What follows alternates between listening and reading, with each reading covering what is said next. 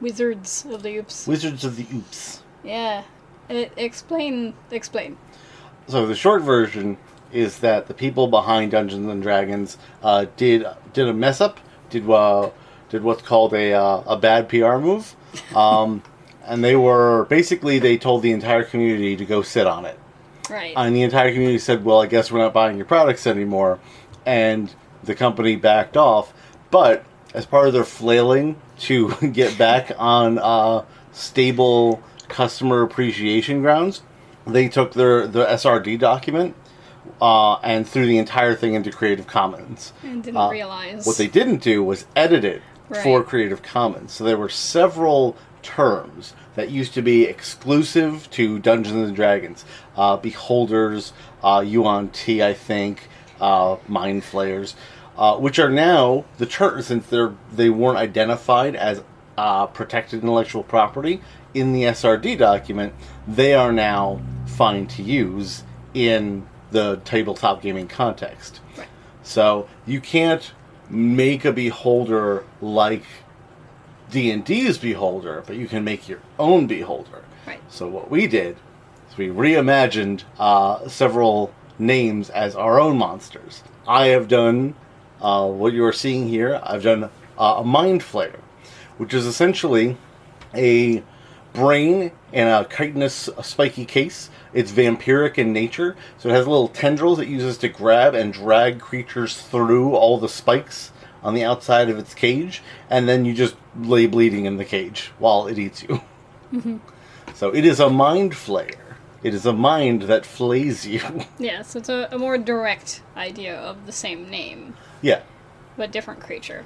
Well, I think we both, we both went different directions with ours, because I was just like, I had several ideas I was kicking around, but I was like, I don't want it to be a humanoid. I want it to be like part of the category, the abhorrent category, are things that are supposed to be like beyond the ken of normal understanding. I was like, I can understand a dude with a squid face, though. Yeah. So I wanted to make it something like completely alien. So it's this basically this otherworldly blood barnacle. Yeah, rather than a Twink Cthulhu.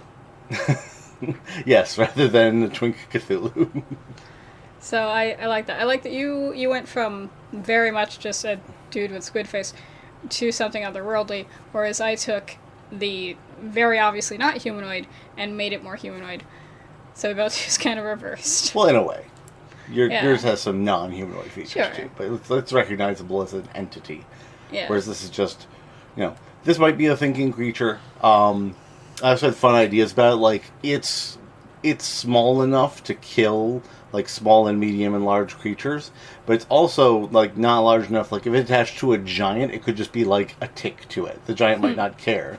And all it has to do is, like, rub itself on the skin every so often. And maybe it's totally parasitic, or maybe there's a symbiotic relationship it could have if it has other powers. Yeah. Then it might benefit creatures who are larger to have these on them, like barnacles. That could be cool. Yeah. So there's a lot of stuff you can do with it. I like that. And it's not an entity that you can, like, negotiate with. No. It doesn't have, the way I would do it would just be basically like a beast with intellect beyond what you can understand. So. Because it doesn't seem to have, like, a tongue or, like, No. way to communicate in a way that we would understand. It might be telepathic, but at the same time, it's just a vampiric brain. Like, that's all it needs. Yeah. It doesn't, you can't say its ego. It's not looking for gold. It just wants blood. And you are the nearest source, so good luck in your negotiations. Yeah. No, it's much scarier, I think, than the... You'll one. see, I've said several times I messed up what was the bone shell and what was the outside.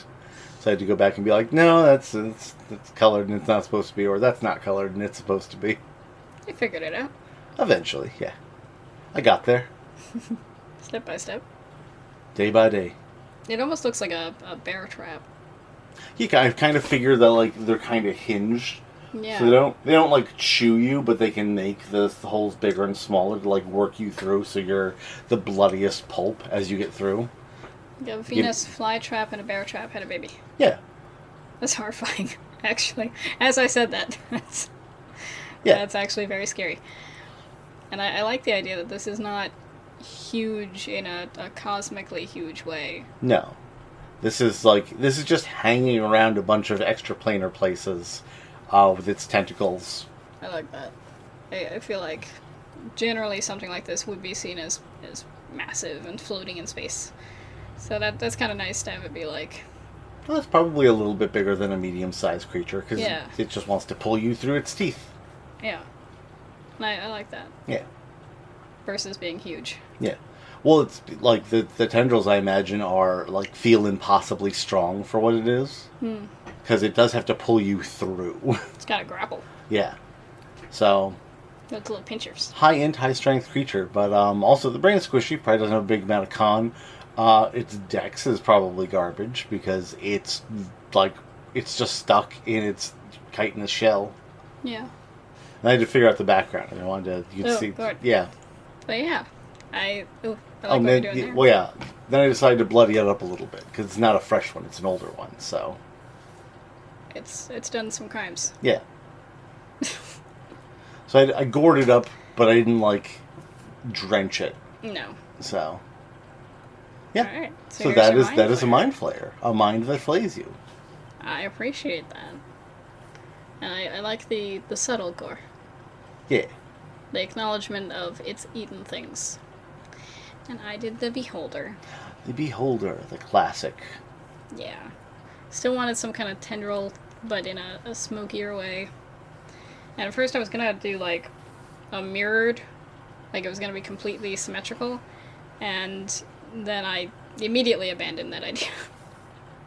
I could see it. I could see that being creepy. It's just having the... Yeah. But I wound up instead just drawing it. Gave myself a little bit more work in some ways, less work Yeah. in others. Completely symmetrical can be off-putting if done properly, but the Yeah. human brain also really likes symmetry, so That's true. it doesn't often come off as creepy as it can be. I gave each eye a little bit of dimensionality, which just makes him look kind of tired. Him, them. I think this is a they. This is a they species. Yeah. And my idea for the Beholder was that they create orbs that allow them to see wherever they want to see. And they're constantly hearing and seeing many, many things all at once. So is this sort of their own goals, or are they information brokers? I think both. Okay. Because they're intelligent. So they can make deals with people. Does anyone know their goals, or are they super secret? They're just are they like puppet masters because they know so much of what's going on? Yes and no. I think that people don't know their goals. They don't really share that. But I don't think they're really in control of things behind any scenes. They're doing their thing. Whispering into certain ears. Yeah. All right. See, I just wanted looking tired. And I wanted them to have a mask that they wear to kind of, to rest. It's the only way that they can see less. They're constantly just overwhelmed by input. Yeah. Because they can close all their eyes, but it doesn't do enough. They're still, Yeah. getting information into their brains. So the mask, shields them a little bit. Feels like you could just have one of these in the castle and do away with most of your security guards. Yeah. That'd be a fun thing for a magic bank. To just have one of these guys, and they have one of the orbs in each one of the safe rooms.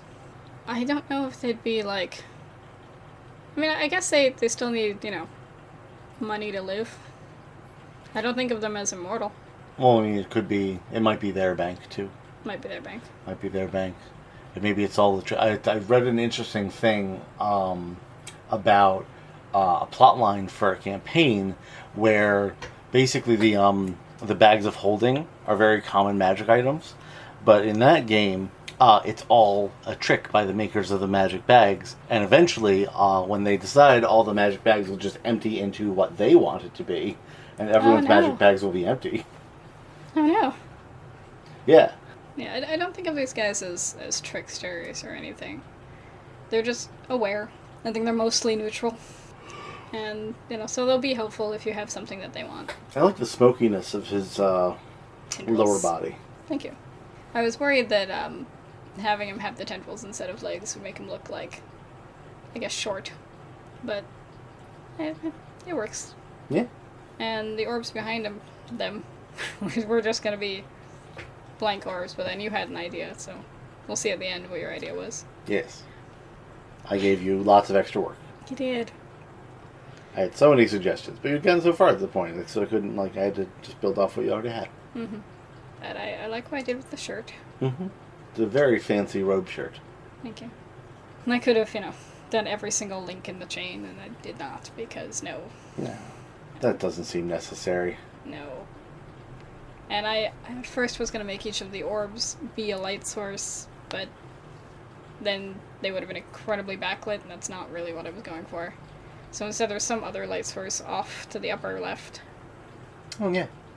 But yeah, this is just me putting little finishing touches, figuring out the background. Wow. Your background went much slower than mine. Ooh. Yeah, so that's your idea with the eye orbs. Yeah. And wearing the mask. I like it. And then I also have them without the mask. Nice. So, Yeah. my These will beholder. probably go in the game I'm designing. Yeah, you should. So, this is my beholder, and that was your mind flare. Yeah. And, yeah. So, yeah, there's a lot of drama in tabletop game community. So, yeah, rock on. Rock on.